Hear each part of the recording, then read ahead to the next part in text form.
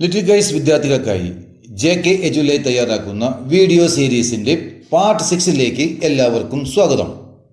കഴിഞ്ഞ വീഡിയോയിലെ പ്രവർത്തനമായ വിമാനം പറത്തുന്ന പ്രവർത്തനം 2P ട്യൂബ് സോഫ്റ്റ്വെയറിലെ ട്യൂണിംഗ് സങ്കേതം ഉപയോഗിച്ച് എങ്ങനെ എളുപ്പത്തിൽ ചെയ്യാമെന്നാണ് ഈ വീഡിയോയിൽ വിവരിക്കുന്നത്. അതിനു മുമ്പ് ഈ വീഡിയോ കാണുന്ന ആരെങ്കിലും ഈ ചാനൽ സബ്സ്ക്രൈബ് ചെയ്തിട്ടില്ലെങ്കിൽ തുടർ വീഡിയോകൾ ലഭിക്കുന്നതിനായി സബ്സ്ക്രൈബ് ചെയ്യുക, കൂട്ടുകാർക്ക് ഷെയർ ചെയ്യുക, ലൈക്ക് ചെയ്ത് പ്രോത്സാഹിപ്പിക്കുക. പുതിയ പ്രവർത്തനം ചെയ്യുന്നതിന് മുൻപായി കഴിഞ്ഞ ക്ലാസ് ചെയ്ത പ്രവർത്തനം നമുക്കൊന്ന് ചെയ്തു നോക്കാം. അതിനായി ആപ്ലിക്കേഷൻ ഗ്രാഫിക്സ് വഴി 2P ട്യൂബ് ഡെസ്ക് തുറക്കുക.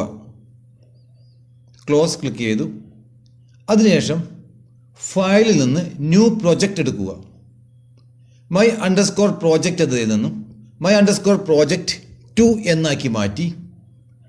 അതുപോലെ തന്നെ FPS എന്നത് 25 എന്നത് 10 എന്നാക്കി മാറ്റി. 10 fps. അതിനുശേഷം OK ക്ലിക്ക് ചെയ്യുന്നു. തുറന്നു വരുന്ന മെയിൻ ജാലകത്തിലേക്ക് ബാക്ക്ഗ്രൗണ്ട് കൊണ്ടുവരുന്നു. അതിനായി ഫ്രെയിം മോഡ് എന്നത് മാറ്റി സ്റ്റാറ്റിക് BG മോഡ് എന്നാക്കുന്നു. അതിനുശേഷം ഇമ്പോർട്ട് നിന്ന് ബിറ്റ് മാപ്പ് എടുത്ത് ഡെസ്ക്ടോപ്പിൽ ക്രമീകരിച്ചിരിക്കുന്ന ഇമേജ് എന്ന ഫോൾഡറിലുള്ള background.png ഓപ്പൺ ചെയ്യുന്നു. യെസ് ക്ലിക്ക് ചെയ്യുന്നു. ഇപ്പോൾ മെയിൻ ജാലകത്തിൽ ബാക്ക്ഗ്രൗണ്ട് ക്രമീകരിച്ചു. ഇനി നമുക്ക് എയറോപ്ലെയിനെ കൊണ്ടുവരണം. അതിനായി സ്റ്റാറ്റിക് BG മോഡ് എന്നത് മാറ്റി ഫ്രെയിം മോഡിലാക്കുന്നു. അതിനുശേഷം ഇമ്പോർട്ടിൽ നിന്നും ബിറ്റ് മാപ്പ് എടുത്ത് aeroplane.png ക്ലിക്ക് ചെയ്ത് ഓപ്പൺ ചെയ്യുന്നു. യെസ് ക്ലിക്ക് ചെയ്യുന്നു. ഇവിടെ നിന്നും എയറോപ്ലെയിനെ ഓബ്ജക്റ്റ് സെലക്ഷൻ ടൂൾ വഴി ക്ലിക്ക് ചെയ്ത് ആവശ്യാനുസരണം വലുപ്പം ക്രമീകരിക്കുകയും അതിനെ ആനിമേഷൻ തുടങ്ങുന്ന ഭാഗത്തേക്ക് ക്രമീകരിക്കുകയും ചെയ്യുന്നു. ഇനി കഴിഞ്ഞ ക്ലാസ്സിൽ ചെയ്തിരുന്നത് ഓരോ ഫ്രെയിമിലേക്ക് കോപ്പി ചെയ്ത് ഓരോ ഫ്രെയിമിൽ നിന്നും കോപ്പി ചെയ്ത് അടുത്ത ഫ്രെയിമിലേക്ക് പേസ്റ്റ് ചെയ്ത് നടത്തുന്ന പ്രവർത്തനമായിരുന്നു. ഈ പ്രവർത്തനം ഒരുപാട് സമയമെടുക്കുന്നതും ബുദ്ധിമുട്ടേറിയതുമാണ്. അതിനു പകരമായി 2P ട്യൂബ് ഡെസ്കിലെ തന്നെ സങ്കേതമായ ട്യൂണിംഗ് എന്ന് പറയുന്ന TWEENING ട്യൂണിംഗ് എന്ന് പറയുന്ന പ്രവർത്തനം ഉപയോഗിച്ചുകൊണ്ട് എയറോപ്ലെയിനെ മൂവ് ചെയ്യിക്കുന്നത്. ഇത് എങ്ങനെയാണെന്ന് നമുക്ക് നോക്കാം. ഇടതുവശത്തുള്ള ടൂൾ ബാറിലെ മൗസ് പോയിന്റർ ഇരിക്കുന്ന സ്ഥലത്ത് ഉള്ള ടൂൾ ശ്രദ്ധിക്കുക. അതാണ് ട്യൂണിംഗ് എന്ന് പറയുന്ന ടൂൾ. ട്യൂണിങ്ങിൻ്റെ വലതുഭാഗത്തുള്ള കോംബോ ബോക്സ് ക്ലിക്ക് ചെയ്തുകൊണ്ട് പൊസിഷൻ ട്യൂൺ ക്ലിക്ക് ചെയ്യുക. അതോടുകൂടി ചിത്രത്തിൻ്റെ നമ്മുടെ സ്ക്രീനിൻ്റെ വലതുഭാഗത്ത് ഒരു പ്ലസ് ചിഹ്നം കാണാം. മൗസ് പോയിന്റർ കൊണ്ട് ഞാൻ റൗണ്ട് ചെയ്യുന്നു, ശ്രദ്ധിക്കുക. ഈ പ്ലസ് ചിഹ്നത്തിൻ്റെ മുകളിൽ 2 പ്രാവശ്യം ഡബിൾ ക്ലിക്ക് ചെയ്യുക. അതിനുശേഷം താഴെയുള്ള ഓപ്ഷൻസിലുള്ള സെലക്ട് ഓബ്ജക്ട്സും സെറ്റ് പാത്ത് പ്രോപ്പർട്ടീസും ഉണ്ട്. ജസ്റ്റ് ചിത്രത്തിൻ്റെ മുകളിൽ ഒന്ന് സെലക്ട് ചെയ്യുക. അതിനുശേഷം സെറ്റ് പാത്ത് പ്രോപ്പർട്ടീസ് ക്ലിക്ക് ചെയ്യുക. താഴെ ഇൻ്റർവെൽ ഫ്രെയിം ജാലകം തുറന്നു വരും. ഇനി നാം എയറോപ്ലെയിൻ മൂവ് ചെയ്യേണ്ട പൊസിഷൻ ടിക്ക് ചെയ്ത് കാണിച്ചു കൊടുക്കുക. അതിനായി മൗസ് പോയിന്റർ ശ്രദ്ധിക്കുക. 1 2 3 4 5 6 എന്നിങ്ങനെ ക്രമത്തിൽ മൗസ് ഉപയോഗിച്ചുകൊണ്ട് ക്ലിക്ക് ചെയ്യുന്നു. അതായത് എയറോപ്ലെയിൻ സഞ്ചരിക്കേണ്ട പാതയാണ് ആ കാണിച്ചു നൽകിയിരിക്കുന്നത്. താഴെ ഇൻ്റർവെൽ ഫ്രെയിം ജാലകത്തിൽ ഒന്നാമത്തെ ഇൻ്റർവെൽ 5 ഫ്രെയിമുകളുണ്ടെന്നും ക്രമത്തിൽ ടോട്ടൽ 25 ഫ്രെയിമുകളാണ് ഈ സഞ്ചാരപാതയിലുള്ളത് എന്നും കാണിച്ചിരിക്കുന്നു.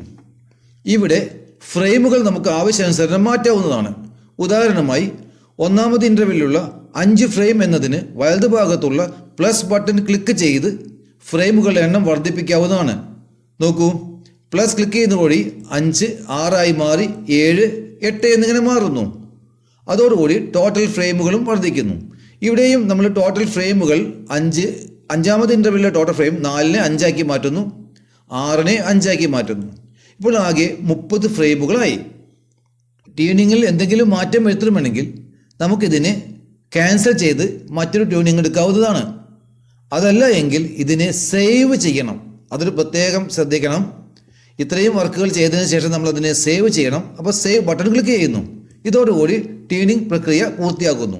ഇവിടെ നോക്കൂ, ഫ്രെയിമിൽ 1 മുതൽ ഇവിടെ 30 ഫ്രെയിം വരെയുള്ള ട്യൂണിങ് എന്ന് പറയുന്ന സങ്കേതം ഇവിടെ പൂർണ്ണമായിട്ടുണ്ട്. ഇനി നമുക്ക് ഇതൊന്ന് പ്രവർത്തിപ്പിച്ച് നോക്കാം. അതിനായി പ്ലെയറിൽ ക്ലിക്ക് ചെയ്യുന്നു. പ്ലെയറിൽ ക്ലിക്ക് ചെയ്തതിന് ശേഷം പ്ലേ ബട്ടൺ ക്ലിക്ക് ചെയ്യുന്നു. നോക്കൂ, കഴിഞ്ഞ പ്രവർത്തനത്തിൽ ചെയ്തതുപോലെ തന്നെയുള്ള ആനിമേഷൻ ഇവിടെ പൂർത്തിയായിരിക്കുന്നു. അപ്പോൾ ഓരോ ഫ്രെയിമും കോപ്പി ചെയ്ത് പേസ്റ്റ് ചെയ്യുക എന്നുള്ള ബുദ്ധിമുട്ടും സമയലാഭവും നോക്കുമ്പോൾ ട്യൂണിംഗ് എന്ന് പറയുന്ന സങ്കേതം വളരെയധികം ഉപകാരപ്രദമാണ്. ആനിമേഷൻ സോഫ്റ്റ്വെയറുകളിൽ ട്യൂണിംഗ് സങ്കേതത്തിൻ്റെ പ്രാധാന്യത്തെക്കുറിച്ച് ബോധ്യപ്പെടുത്തുകയാണ് ഈ ഒരു പ്രവർത്തനം കൊണ്ട് ഉദ്ദേശിക്കുന്നത്. ഇതിനുശേഷം ഈ പ്രവർത്തനത്തെ നമുക്ക് വീഡിയോ ഫോർമാറ്റിലേക്ക് മാറ്റേണ്ടതുണ്ട്. കഴിഞ്ഞ ക്ലാസ്സിൽ ചെയ്ത അതുപോലെ തന്നെ അതിനായി ഫയലിൽ നിന്നും എക്സ്പോർട്ട് പ്രോജക്റ്റ് ക്ലിക്ക് ചെയ്ത് വീഡിയോ ഫോർമാറ്റായ MP4 വീഡിയോ തിരഞ്ഞെടുക്കുകയും അല്ലെങ്കിൽ AVI വീഡിയോ തിരഞ്ഞെടുക്കുകയും ചെയ്ത ശേഷം നെക്സ്റ്റ് ബട്ടൺ ക്ലിക്ക് ചെയ്യുക. ഇപ്പോൾ കഴിഞ്ഞ പ്രവർത്തനത്തിൽ കണ്ടതുപോലെ തന്നെ സീൻ 1 ഒരു സീൻ തന്നെയുള്ളൂ, ഒറ്റ സീനെ നമ്മൾ നിർമ്മിച്ചിട്ടുള്ളൂ. അത് ഇവിടെ കാണാൻ സാധിക്കും. അതിനുശേഷം നെക്സ്റ്റ് ബട്ടൺ ക്ലിക്ക് ചെയ്യുക. നമ്മൾ കഴിഞ്ഞ ക്ലാസ്സിൽ ഡെസ്ക്ടോപ്പിൽ സേവ് ചെയ്തിട്ടുള്ള റാംജി എന്ന് പറയുന്ന ഫോൾഡറിലേക്ക് നമ്മുടെ എല്ലാ പ്രവർത്തനങ്ങളും ചെയ്തു വച്ചിരിക്കുന്നത് ആ ഫോൾഡറിലായിരുന്നു. റാംജി എന്ന ഫോൾഡറിലെ ഗ്രാഫിക്സ് ആൻഡ് ആനിമേഷൻ എന്ന സ്ഥലത്ത് ഫയൽ നെയിം നൽകി പ്രോജക്റ്റ് 2 എന്ന പേരിൽ സേവ് ചെയ്യുക. അതിനുശേഷം എക്സ്പോർട്ട് ക്ലിക്ക് ചെയ്യുക. ഇപ്പോൾ നമ്മുടെ ഫോൾഡറിൽ ഇതിൻ്റെ ഈ ആനിമേഷൻ്റെ MP4 ഉണ്ടായിരിക്കുന്നതാണ്. ഇവിടെ നമുക്ക് മറ്റൊരു പ്രവർത്തനം കൂടി ചെയ്യാം. ഇതുപോലെ നിങ്ങൾക്ക് ഫയലിൽ എക്സ്പോർട്ട് ചെയ്ത സമയത്ത് എക്സ്പോർട്ട് പ്രോജക്റ്റ് എടുത്ത് വീഡിയോ ഫോർമാറ്റ് MP4 വീഡിയോയിലേക്ക് മാറ്റുന്നതോടുകൂടി ഒരു സീൻ ആണ് ഇവിടെ ലഭ്യമാകുന്നത്. ഇവിടെ ഈ ഒരു സീൻ 1 നമ്മൾ റിപ്പീറ്റ് ചെയ്യണമെന്ന് വിചാരിക്കുക. വീണ്ടും വീണ്ടും ആവർത്തിക്കണമെങ്കിൽ നമുക്ക് ഇവിടെ നിന്നും ക്ലിക്ക് ചെയ്യാവുന്നത് വീണ്ടും ഇതിലേക്ക് മാറ്റാവുന്നതാണ്. ഇവിടെ ക്ലിക്ക് ചെയ്ത് നോക്കൂ, ആരോമാ ക്ലിക്ക് ചെയ്യുമ്പോൾ രണ്ടാമത്തെ സീൻ വീണ്ടും വന്നു. സീൻ എത്ര സീൻ, അപ്പോൾ ഇങ്ങനെ ഇവിടെ ഒന്നിൽ കൂടുതൽ സീനുകൾ ഉണ്ടെങ്കിൽ ഇവിടേക്ക് വരും. ഇവിടെ ഒരു സീൻ മാത്രമേ ഉണ്ട്. ഈ സീൻ തന്നെ ആവർത്തിക്കുന്നതായിട്ട് കാണാം. നോക്കൂ, ഇതിനെ നെക്സ്റ്റ് ബട്ടൺ ക്ലിക്ക് ചെയ്യുക. നമ്മളതിനെ എക്സ്പോർട്ട് ചെയ്യുന്നു, യെസ് എന്ന് ചെയ്യുന്നു. ഇനി നമ്മൾ മിനിമൈസ് ചെയ്തിട്ടുകൊണ്ട് നമ്മുടെ ഫോൾഡർ റാംജി എന്ന് പറയുന്ന ഫോൾഡർ തുറക്കുന്നു. അവിടെ ഗ്രാഫിക്സ് ആൻഡ് ആനിമേഷനിൽ നിന്നും മൈ പ്രോജക്റ്റ് 2.mp4 ഓപ്പൺ ചെയ്യുന്നു. അതോടുകൂടി നമ്മുടെ ആനിമേഷൻ നടക്കുന്നതായിട്ട് കാണാം. കണ്ടോ, 5 പ്രാവശ്യം പ്രവർത്തനം നടത്തിയിട്ടുണ്ട്. അതുകൊണ്ട് 5 പ്രാവശ്യം ആ ആനിമേഷൻ ആവർത്തിക്കും. അപ്പോൾ എത്ര സീനുണ്ടോ എത്ര സീന് നമുക്ക് വേണമെങ്കിലും ഒരേ സീൻ തന്നെ നമുക്ക് വീണ്ടും ആവർത്തിപ്പിക്കാൻ ഈ പ്രവർത്തനം നടക്കും. ഇതുപോലുള്ള പ്രവർത്തനങ്ങൾ നിങ്ങൾ ചെയ്യുക. തുടർന്ന് എയ്റോപ്ലെയിന് പകരം നിങ്ങൾ ഹെലികോപ്റ്റർ കൊണ്ടുവരൂ.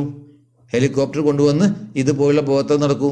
അത് നടത്തിയതിനു ശേഷം കൈറ്റ് മാസ്റ്റർക്കും മിസ്റ്റർക്കും നിങ്ങൾ അയച്ചു നൽകുക. ഈ വീഡിയോ ഇവിടെ അവസാനിപ്പിക്കുന്നു. ഇതുപോലെ ഉപകാരപ്രദമായ തുടർ വീഡിയോകളുമായി വീണ്ടും കാണാം.